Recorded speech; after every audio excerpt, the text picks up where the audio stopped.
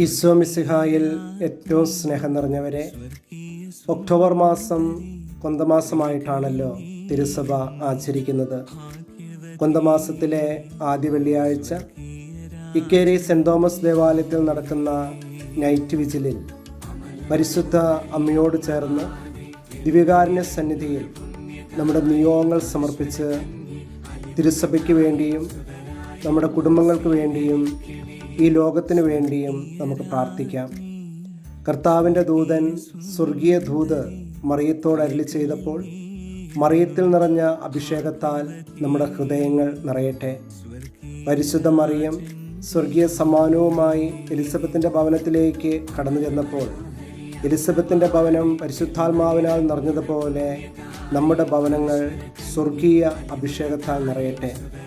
ഭദ്രാവതി രൂപതാ കുടുംബത്തിലെ എല്ലാ മക്കളെയും ഒത്തിരി സ്നേഹത്തോടെ നൈറ്റ് വിജിലിലേക്ക് സ്വാഗതം ചെയ്യുന്നു.